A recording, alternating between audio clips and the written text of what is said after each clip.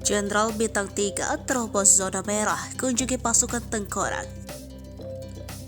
Pangkostrat Letnan Jenderal Maruli Simanjuntak menemui pasukan tengkorak di Kampung Mamba dan Kampung Zombili, Kabupaten Intan Jaya, Papua Tengah, Kamis 2 Maret 2023. Kedatangan Maruli di perkampungan tersebut bisa dikatakan nekat karena wilayah tersebut sempat berstatus zona merah di mana dahulu pernah menjadi sarang kelompok bersenjata.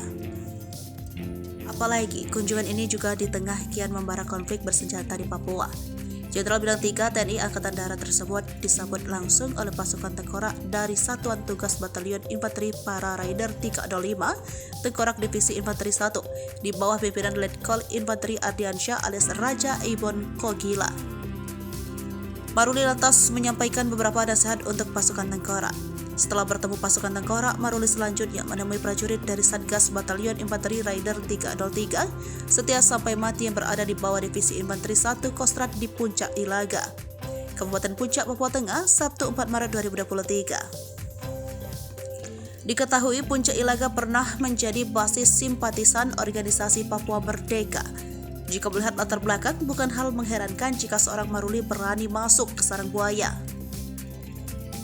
Dalam riwayat karirnya sendiri, pria kelahiran 27 Februari 1970 ini pernah menjabat sebagai Asops dan Jen Kopassus di tahun 2014. Selain itu, dia juga pernah terlibat dalam operasi Seroja di Timur Timur dan sempat dianugerahi Satya Lencana Soraja.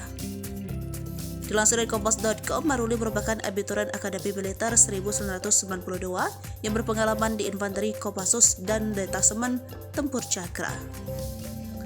Jabatan penting pertama diemban Maruli pada tahun 2002 ketika ia ditunjuk sebagai Komandan Detasemen Tempur Cakra. Lalu, ia menjadi perwira bantuan media operasi Kopassus. Pada Oktober 2018, Maruli dirotasi menjadi Kasdam 4 Diponegoro. Baru 1 tahun menjabat, Maruli kembali mendapatkan promosi sebagai Komandan Pas Pampres. Ketika itulah, pangkat Maruli naik menjadi 2 bintang atau Major. Letnan Jenderal TNI Maruli Simanjuntak merupakan lulusan Akademi Militer tahun 1992. Pria yang lahir 24 Februari 1970 ini merupakan menantu dari Menteri Koordinator Bidang Kemaritiman dan Investasi Indonesia, Luhut Binsar Panjaitan. Sejak 31 Januari 2022 mengemban amanat sebagai Panglima Komando Cadangan Strategis Angkatan Darat. Ia dikenal berpengalaman dalam Infanteri Kopassus dan Detasemen Tempur Cakra. Pria berusia 53 tahun ini kini sudah memiliki 2 anak buah pernikahannya bersama Paulina Panjaitan.